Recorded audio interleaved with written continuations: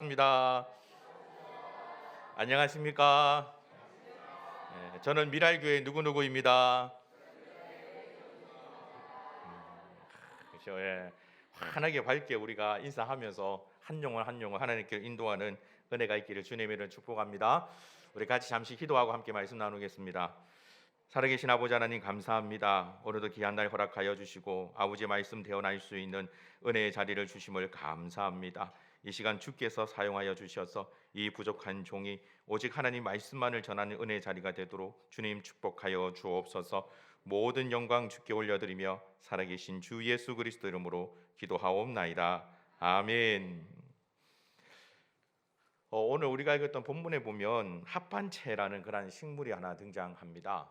이 합판체는 그 당시 고대 사회에서 체험제로 많이 사용되어졌던 그러한 식물이라고 합니다. 한 2월에서 3월 정도가 되면 하얀색 꽃을 피기를 시작을 하고 그로부터 열매가 점점 물을 끼기 시작해서 딱 이맘때 맥추감사주일 그 시즌으로 해서 아주 노란 그런 열매를 맺는다라고 합니다. 제가 그림을 보니까 우리나라의 살구 열매와 참 비슷하게 생긴 그런 열매더라고요. 노란색 열매인데 약간의 단맛이 나고 이 책으로 배우는 것은 한계가 있는 것 같습니다. 약간의 단맛이 나고 매혹적인 맛이 난다 그러는데 이 매혹적인 맛이 뭔지는 모르겠지만 하여튼 그런 맛을 낸다고 합니다. 그런데 사람들이 이 합판체를 신비롭게 생각하는 이유 가운데 하나가 뿌리에 있습니다. 뿌리의 모양이 마치 우리나라로 치면 인삼과 너무나도 비슷합니다. 사람의 모습처럼 생겼습니다. 그래서 아마도 고대 사회부터 이 합판체로 통해서 임신하지 못하는 그런 여성분들이 임신하게 되어지는 효과가 있을 것이다 라고 많이 생각했던 것 같습니다. 그러나 사실 이 합판체가 여성의 임신에 있어서 어떠한 영향력을 주는지 어떠한 도움을 주는지는 증명되어진 바가 전혀 없습니다. 심지어 이스라엘의 랍비들 사이에서도 이 합판체에 대한 효능에 대해서는 여러 가지 많은 의견들이 엇갈립니다. 랍비 가운데 아브라함 이분 에즈라라는 그런 랍비는 이 합판체는 여성이 임신을 하는데 전혀 도움을 주지 않는다라고 그렇게 말을 합니다. 사실 이 열매를 먹게 되어지면 몸이 점점 더 차게 만든다라고 얘기를 하는데 사실 우리가 한의학적인 관점으로 본다면 불임 여성들을 위해서 처방하는 그런 약들은 여성의 자궁을 따뜻하게 만드는 그런 약을 처방을 합니다. 그런데 이 합판체는 오히려 몸을 더 차게 만드니까 임신을 하게끔 도와주는 것이 아니라 더 임신을 못하도록 도와주는 그런 역할을 하는 식물이라고도 볼 수 있습니다. 그런데 왜 사람들이 특히 임신을 하지 못하는 사람들이 이 당시 고대 사회에 살았던 사람들이 이 합판체를 보게 되어지면 야 저것을 먹으면 임신을 할 수 있겠구나라고 생각하게 되어졌을까요? 아마 정확한 기록은 아무데도 없지만 임신을 하지 못했던 어떠한 여인이 어느 날 이 합판체를 먹고 그리고 자기도 모르게 임신을 했다라고 생각하는 그 소문이 퍼지기 시작하니까 사실 가장 무서운 소문이 카드라라는 통신이죠. 야, 내가 이걸 먹었는데 임신이 되었더라 라는 소문이 점점 퍼지기를 시작하니까 그리고 그 소문에 소문이 더해져서 야, 너 합판체 뿌리를 봤니? 참 사람 모양처럼 똑같이 생겼지. 사람 모양처럼 참 똑같이 생긴 그 합판체의 뿌리를 보면 분명히 이걸 먹으면 나도 사람을 놓을 수 있을 거야 라는 그러한 소문들이 점점 퍼지기 시작하니까 사람들 사이에서는 마치 불임 여성들에게는 이 합판체만큼은 좋은 것이 없다라고 소문이 알려지게 되어진 것 같습니다. 그러나 정말 이 합판체는 여성의 임신을 도와주는 데는 전혀 효과가 없다라는 것을 오늘 우리가 읽었던 본문의 말씀을 통해서도 알 수 있습니다. 이 합판체를 발견한 사람은 르우벤이죠. 14절에 보면 밀 거둘 때 르우벤이 나가서 들에서 합판체를 얻어왔다라고 말합니다. 그리고 그 합판체를 자기의 어머니 레아에게 주었습니다. 그 소문을 들었던 라헬이 달려와서 그 합판체를 내가 사겠다라고 하죠. 그리고 결국 그 합판체를 라헬이 사갑니다. 그러나 오늘 우리가 읽었던 본문의 내용을 가만히 살펴보면 그것으로 말미암아 임신을 하게 된 사람은 누구입니까? 합판체를 사갔던 그걸 먹었던 라헬이 아니라 그걸 판 레아가 임신을 했다라고 성경이 말합니다. 이걸 보면 합판체가 이 효능은 있는 것 같습니다. 먹으면 임신할 수 없고 팔아야만 임신을 할 수 있는 그런 것 같습니다. 오늘 우리가 읽었던 성경 말씀에서 보여주는 합판체는 정답이 아닌데 마치 정답처럼 되어 있는 사람들의 생각을 말합니다. 오늘날 우리가 살아가고 있는 세상에서도 이 합판치와 같은 것들이 참 많이 있습니다. 카드라 통신들이 참 많이 있습니다. 우리는 주 예수 그리스도가 아니면 도저히 그 어떠한 곳에서도 구원받을 수 없다라는 이 진리의 말씀을 믿고 있습니다. 그러나 세상 사람들은 천국에 갈 수 있는 다양한 길들이 있다라고 그들은 믿습니다. 착하게 살면 천국에 갈 수 있다라고 생각합니다. 꼭 기독교가 아니더라도 다른 여러 종교들을 통해서 천국에 갈 수 있다라고 생각합니다. 자기들만이 생각하고 있는 구원 얻을 수 있는 방법들이 있습니다. 그리고 그 정답 아닌 정답 때문에 거기에 매여서 살아가는 합판체와 같은 인생들이 참 많이 있습니다. 구약 성경에뿐만 아니라 신약 성경에도 보면 이와 유사한 사건이 등장합니다. 요한복음 5장에 보면 베데스다라는 연못이 있습니다. 이 연못은 사실 양의 문 옆에 만들어진 인공 연못입니다. 원래는 그곳에 연못이 없었습니다. 샘의 터가 있었는데 그것을 더욱더 깊이 파고 넓이 파서 이 넓이가 100m 정도, 폭이 한 60m 정도 되는 큰 연못을 만들었습니다. 그리고 그 연못에 물을 채우기 위해서 또 다른 상수원에서 샘의 근원에서 물을 가져올 수 있도록 연결을 했는데 마치 연결되어지는 그 샘의 근원이 가득 차게 되어지면 이 베데스다 연못에 갑자기 아무것도 없는 상황에서 물이 움직이기 시작하면서 차오르는 것 같은 그런 현상들이 나타났다고 합니다. 그래서 사람들은 생각하기를 그때가 바로 천사가 내려와서 물을 움직이는 때다라고 생각을 했습니다. 마찬가지로 이 합판체처럼 원래는 이 베데스다 연못을 만든 이유는 양을 씻기 위해서 만들어진 것입니다. 하나님 앞에 성전에 제사 드리러 가기 전에 이 양을 깨끗하게 하기 위해서 양을 씻기 위해서 만들어진 연못이었는데 어느 날 그 연못에 어떤 사람이 내가 이 연못에다 몸을 씻었더니 내 병이 나았다라는 소문이 퍼지기를 시작했고 그 신기한 현상과 이 같이 소문은 맞물려져서 누구든지 물이 동할 때 가장 먼저 그곳에 들어가면 어떠한 병이라도 낫게 되어진다는 소문, 즉 정답 아닌 정답이 그들에게 퍼지기 시작했던 겁니다. 요한복음 5장을 보면 참 안타까운 내용이 있죠. 그곳에 38년 된 병자가 그 연못에 물이 동하기를 기다리면서 38년 동안 그곳에 기다리고 있었다라고 말합니다. 심지어 그 옆에는 예수 그리스도가 계셨습니다. 그분이 그 병자에게 물어보았을 때도 이 병자는 답하기를 나를 저 연못에 넣어주는 자가 없어 내가 아직도 병이 낫지 못하고 있습니다 라고 말합니다. 원래 정답은 무엇입니까? 바로 곁에 계시는 예수님께 주님 제가 낫기를 원합니다. 제 병을 고쳐주십시오 라고 고백하면 즉시 그 병이 나을 것인데 그 정답 대신 주님을 잡지를 못하고 정답이 아닌 베데스다 연못만 바라보고 있는 38년 된 병자가 요한복음 5장에 기록이 되어져 있습니다. 오늘날 우리가 살아가고 있는 이 시대의 대다수 사람들이 바로 이와 같습니다. 그들은 정답이 아닌 것을 마치 정답처럼 붙잡고 이것만이 전부인 것처럼 그렇게 살아갑니다.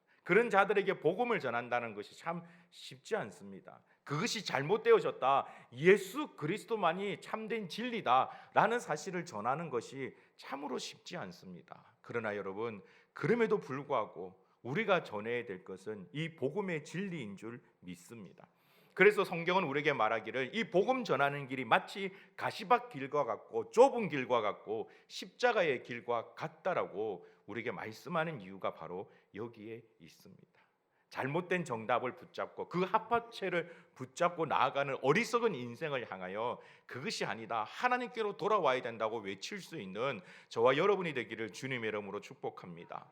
오늘 우리가 읽었던 본문에도 정답이 무엇인지를 정확하게 우리에게 소개하고 있습니다. 17절 말씀을 보시면 하나님이 레아의 소원을 들으셨으므로 그가 임신하여 다섯째 아들을 야곱에게 낳은지라라고 말합니다. 성경은 절대 이 레아가 합한 채를 팔았기 때문에 그래서 임신했다라고 얘기하지 않습니다. 심지어 합한 채를 사갔던 라헬은 전혀 임신하지를 못했습니다. 성경은 분명히 우리에게 말하기를 하나님이 레아의 소원을 들으셨다라고 말합니다. 22절을 보십시오. 하나님이 라헬을 생각하신지라 하나님이 그의 소원을 들으시고 그의 태를 여셨으므로. 세상에서 얘기하고 있는 잘못된 정답이 아니라 참된 진리 되신 여호와 하나님, 그분만을 믿고 나아가는 믿음의 고백이 우리의 모든 문제를 해결할 줄 믿습니다. 이 믿음의 고백이 저와 여러분 가운데 있기를 주님의 이름으로 축복합니다. 우리의 인생의 문제를 가지고 세상의 잘못된 정답을 찾아 나가는 것이 아니라 그런 어리석음을 범하는 것이 아니라 유일하신 하나님을 찾아 나가는 자가 되어야만 합니다. 어느 한 목사님께서 간증하시면서 이런 예화를 들으신 적이 있습니다. 교회는 집사도 있지만 무엇도 있을까요? 그분의 표현에 의하면 아시네요. 잡사도 있다라고 그럽니다. 근데 어느 교회에 이 잡사라는 한 분이 계셨습니다. 사업하는 일들이 잘 되지를 않으니까 누구를 찾아갔을까요? 용하다라는 점쟁이를 찾아갔다고 합니다. 용하다라는 점쟁이를 찾아가서 과연 제가 앞으로 어떻게 되겠습니까? 라고 물었더니 그 점쟁이가 답을 하기를, 당신은 하나님 믿는 사람인데 왜 여기 왔어? 나는 당신의 점을 볼 수 없으니 하나님께로 돌아가시오 라고 답을 하더라는 겁니다. 그래서 다시 교회로 돌아와서 열심히 신앙생활하고 기도하면서 그 문제를 풀었다라는 간증을 들은 적이 있습니다. 여러분, 세상에서 말하고 있는 잘못된 정답이 사실 우리에게는 더 보암직하고 먹음직하고 지혜롭게 할 만큼 탐스러워 보입니다. 그것이 더 좋아 보입니다. 어쩌면 하나님이 우리의 눈에는, 세상의 눈에는 초라해 보입니다. 그러나 여러분, 그럼에도 불구하고 진리 되신 여호와 하나님을 향한 믿음의 고백을 가지며 나아가는 저와 여러분이 되기를 주님의 이름으로 축복합니다.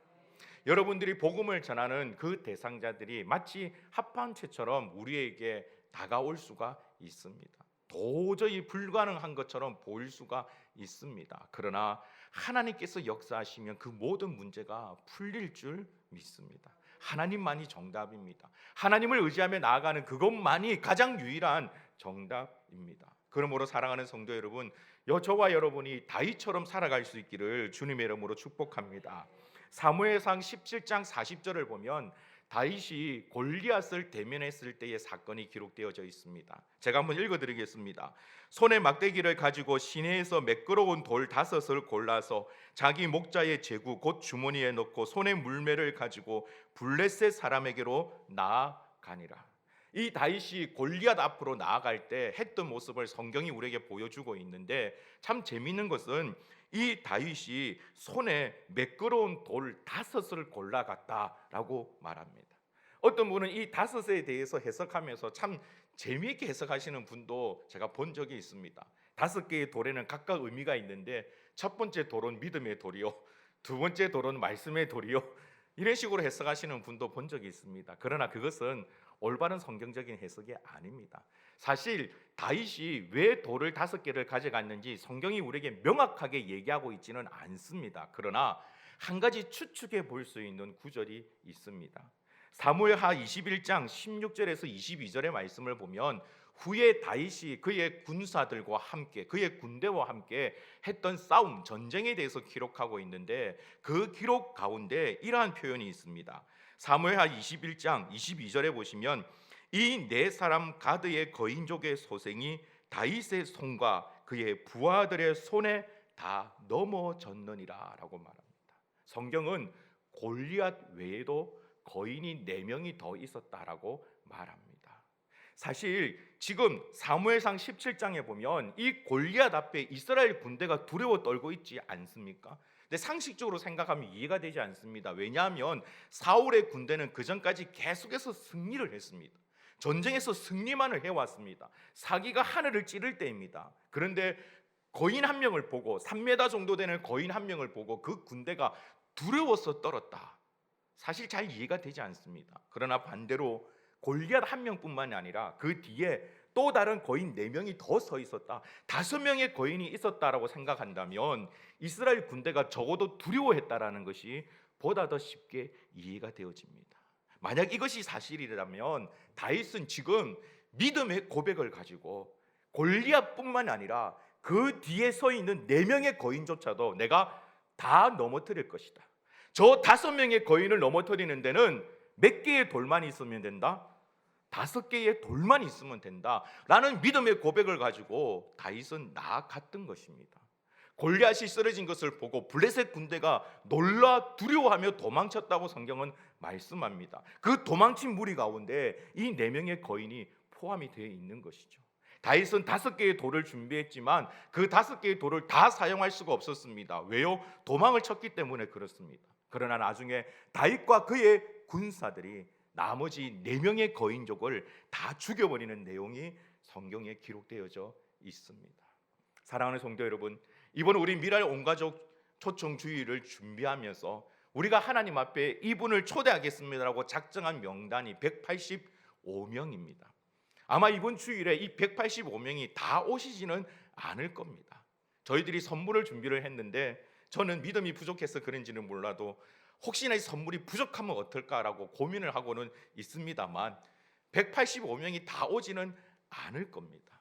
그러나 우리가 하나님 앞에 고백했던 그 185명이 결국은 다 구원받게 되어질 줄 믿습니다. 이 믿음의 고백이 저와 여러분 가운데 있기를 간절히 소망합니다. 다윗이 골리앗뿐만 아니라 나머지 4 거인을 죽이기 위해서 그가 마음에 결단을 했던 것처럼 우리도 하나님 앞에 하나님을 의지하는 그 믿음의 고백을 가지고 나아간다면 이번에 우리가 작정했던 그 모든 영혼들이 이번 주일이 아니라 할지라도 또 다른 주일에 또 다른 날에 반드시 구원받게 되어질 줄 믿습니다. 기도의 아버지라고 알려져 있는 참 놀라운 믿음의 선배가 있습니다. 바로 누구입니까?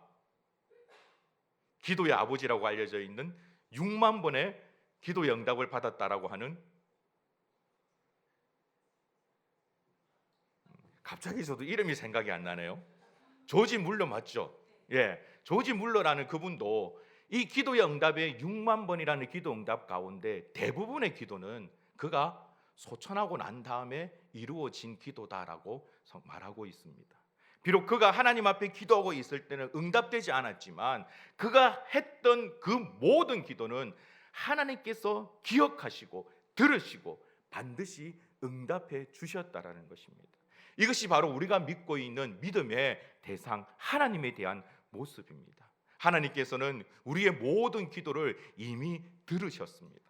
이번 주일에도 여러분 놀라운 모습들을 보게 될 것입니다. 저분은 정말 교회 오지 않을 것이라고 생각했는데, 내 남편은 비록 전도해도 절대 오지 않을 거라고 생각했는데 놀랍게도 이번에 교회로 오게 되어지는 역사를 여러분의 눈으로 보게 될 것입니다. 누가 했을까요? 하나님께서 하신 줄 믿습니다.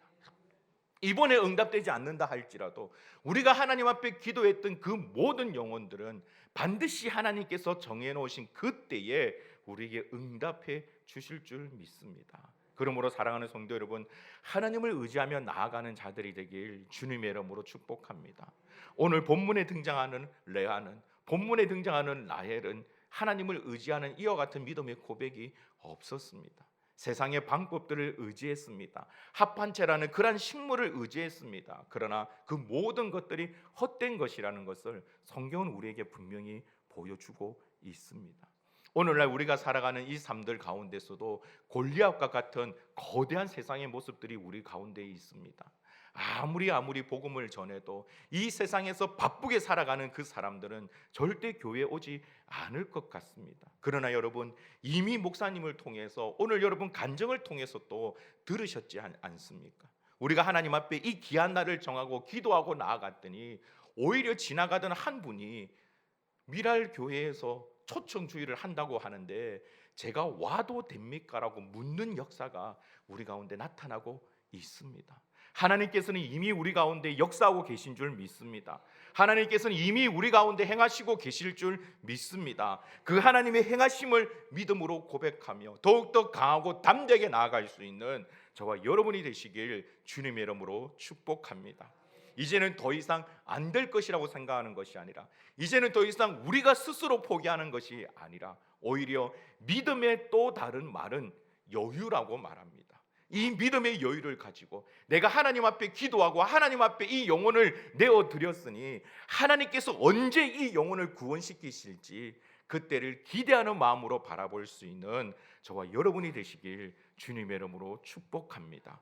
이 놀라운 고백들이 우리 가운데 넘칠 때 오히려 주변의 많은 자들은 우리의 이 모습으로 말미암아 살아계신 하나님을 다시금 보게 되어지는 역사가 나타나게 될 것입니다. 더 이상 주무시지도 아니하시고 조시지도 아니하시고 지금도 여전히 우리 가운데 역사하시는 하나님, 우리가 기도할 때에 그 작은 신음조차도 놓치지 아니하시고 응답하시는 여호와 하나님, 오늘도 그 하나님 앞에 기도함으로 성령의 놀라운 역사에 함께 동참하는 저와 여러분이 되시길 주님의 이름으로 축복합니다. 우리 시간 다 같이 이 찬양으로 먼저 하나님 앞에 고백하기 원합니다. 마라나타, 주 예수여 어서 오시옵소서. 땅의 모든 끝 모든 족속 주를 찬송하게 하소서.